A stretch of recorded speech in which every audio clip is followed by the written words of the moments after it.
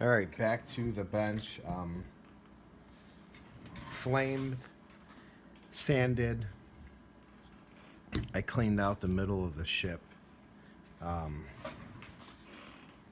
this part sucked, actually. Trying to get it so that it was the profile of the sea that I like. I wanted it slightly nose up, as you could see.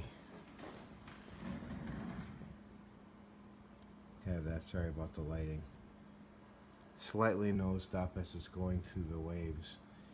I'll have to see how deep I want that to be. I think I might get some of the ripples with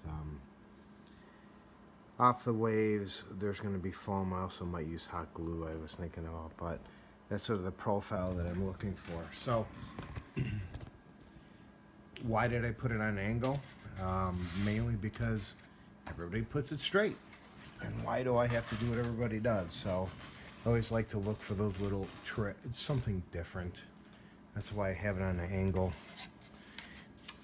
I always look for the rule of thirds whenever I do my photography, as well as modeling for dioramas. But in this case, a little bit on an angle looks good. So next step, working on a base. Styrofoam is going to be smoothed out with, you can see all these ridges. I went through with the sandpaper to sand it out. Next, I'm going to be going through and filling it in with paper. People use newspaper. I don't. There's no such thing as newspaper anymore. I heard you could also use Charmin. In the previous base, which is in the other room drying, I actually used computer paper, and I did not like the results from computer paper. So with this one, I'm going to go with the Charmin, pretty much. So basically, brush, a lot of glue, spread it out, and you're going to see it's going to start to wash out. All these rough edges are going to get filled in, and then it's going to give you a structure. And this is where I told you before about making it deep. You're going to see all these sort of deep areas that I tried to work through not be deep anymore. So I'll take Charmin, put it here on the edge, and work it in.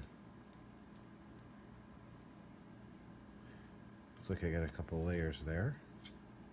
Oh, actually, that's part of the Charmin. It's all part of getting used to this.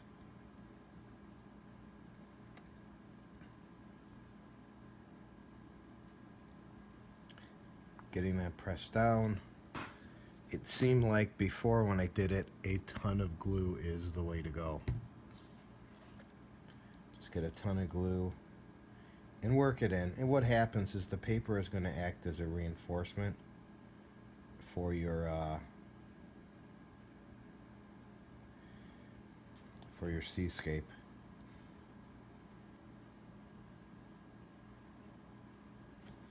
Overlapping. I found out that on the last time I did this, the paper did shrink as the glue shrunk. So keep note of that. And you will use a whole bunch of wood glue. Next step, after I'm doing this, I'm going to go through and latex it in. Try to keep in mind everywhere you've had a lot of wood glue. Keep in mind anywhere you had laid your material down. Just take it with a paintbrush, just rub it in. Overlap it, it'll soak right through.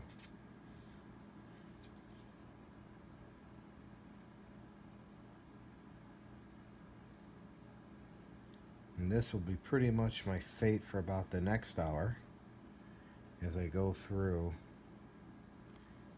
and lay layer after layer of this toilet paper down. Again, a lot of glue. It will dry, promise. It may be the next day, but that latex base is even probably going to take even longer. Make sure you get good overlap. As I mentioned before, this paper will shrink on you.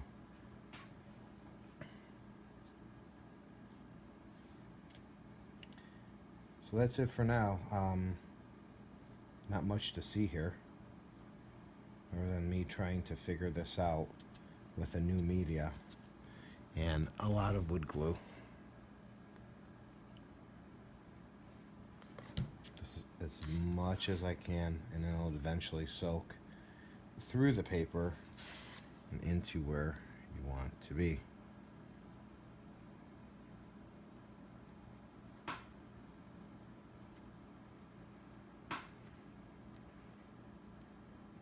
As you can see, that wood glue is really filling in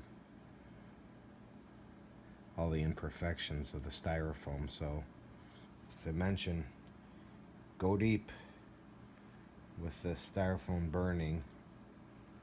This is the reason why. Again, this wood glue, the reason why I'm doing this, it is a reinforcement for the seascape.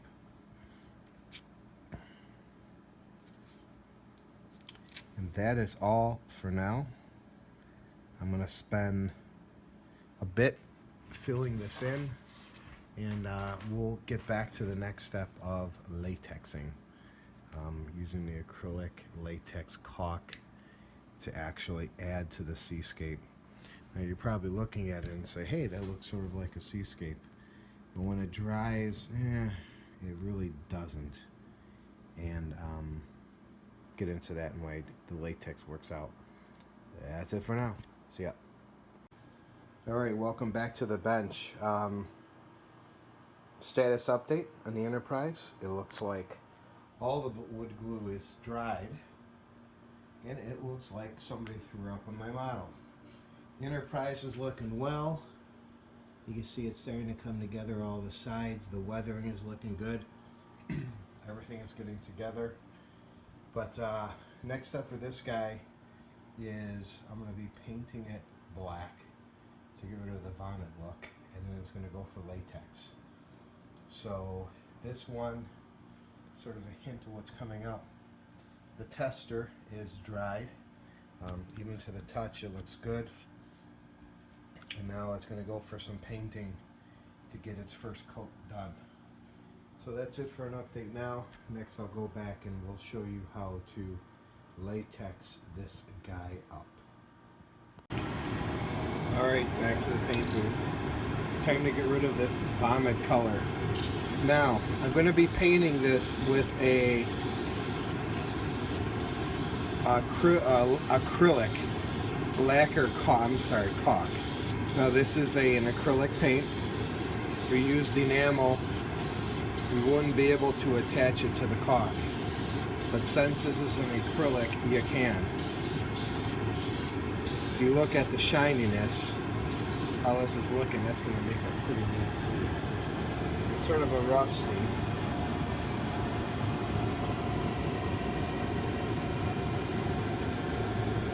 I don't know if I'm regretting going as deep as I did with these grooves for the channel. I think I should have probably roughed those guys out by hand.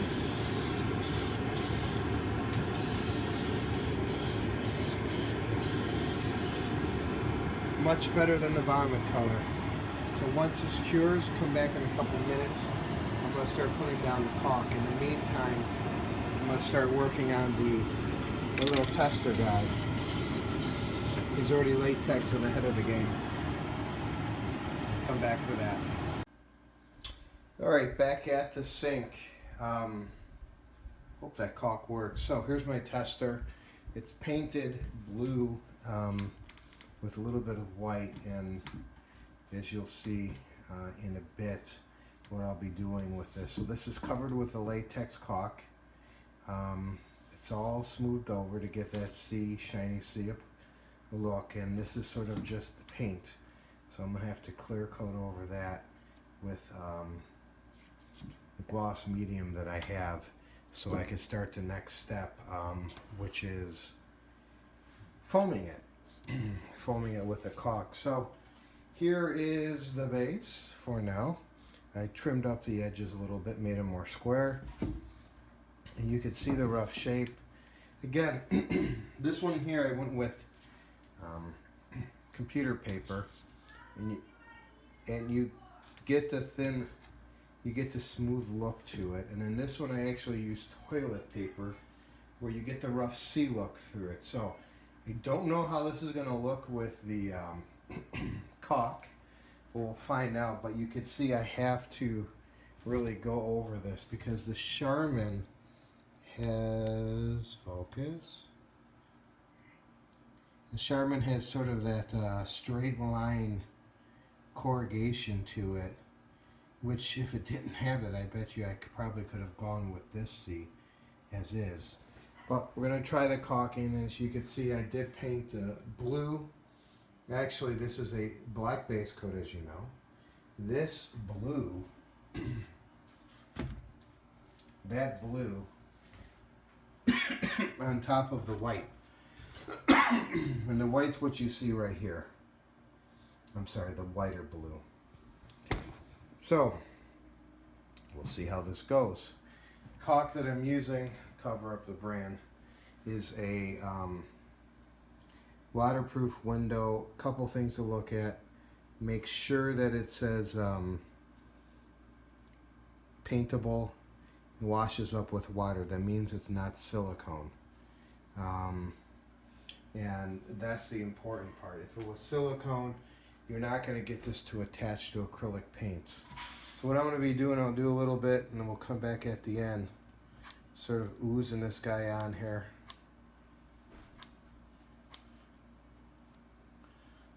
And this is going to be building up our watery layer.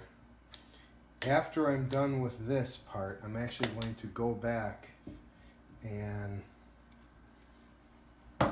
smooth it out with water, and I might show you that bit right now. So again, getting these into all the nooks and crannies, covering up. This should fill up all of those lines. I'm sort of regretting going super deep with the wash. I'm sorry, with the engine spray. I probably should have gone flatter, but should be okay. So what this is going to do is going to give us that shininess look and cover up all the cracks and get all the seals. So I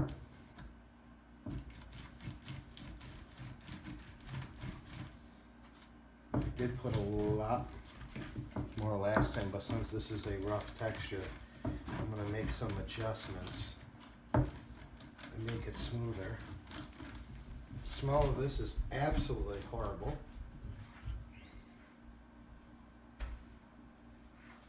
Get some more here. And the reason why I'm putting it down as fast as I am right now is that I want to see what happens when I wet it.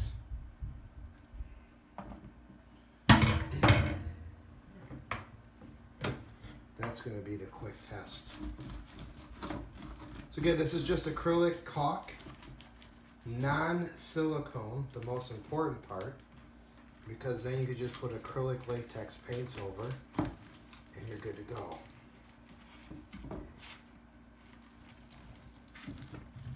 And this is going to sort of fill in all that Charmin texture and also give me something that I could adhere to with the paint. This will take about 2 days to dry. Lovely. Now, I gotta get my hands clean. Don't want to put this down the sink. Not yet, at least.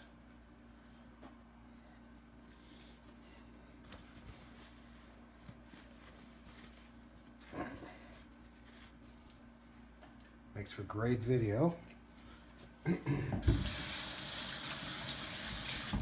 Great, this is water soluble, so it clears up really good. Okay, so hands are somewhat clean. This turned out a lot faster than the other one. This way. I'm going to put a little water in my hands. And the next step is to smooth it out so that you could get sort of that wet look to the base. Sort of has some of that now, but you can start to see some of the streaks that I don't like to see. So to clean this out, a little bit of water in the hands and just rinse it. And look, it's gone. A little bit of water in the hands. Make sure you don't get any puddles.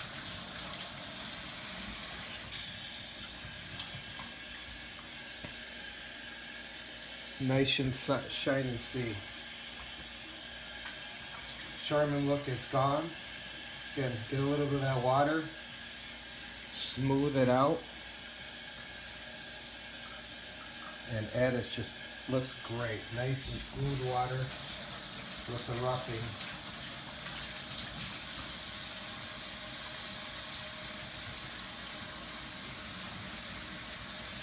All I'm doing.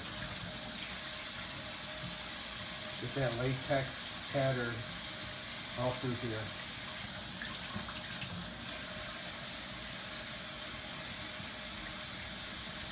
Let's see how it looks like afterwards. We should get the roughness. Again, this is the first time I used Charmin.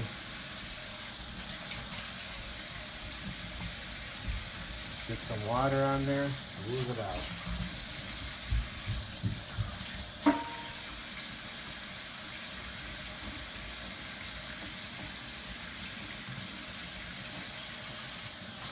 Try not to leave any puddles of water.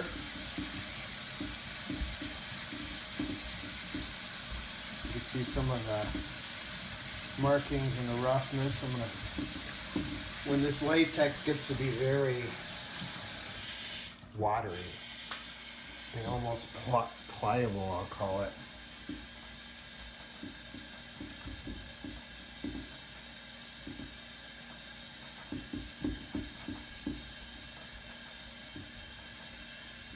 That's it.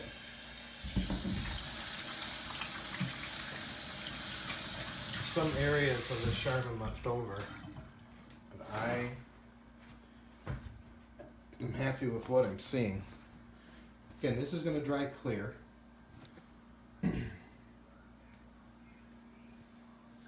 You can see,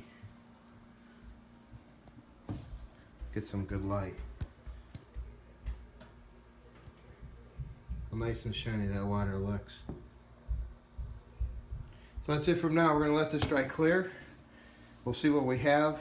We'll paint over it and get it ready for foam, just like the other guy is. So that's the latexing of the kit. I'm going to seal the bottle up, caulk on up, and we'll go at it again after we get this coat painted. And we'll get into that step next.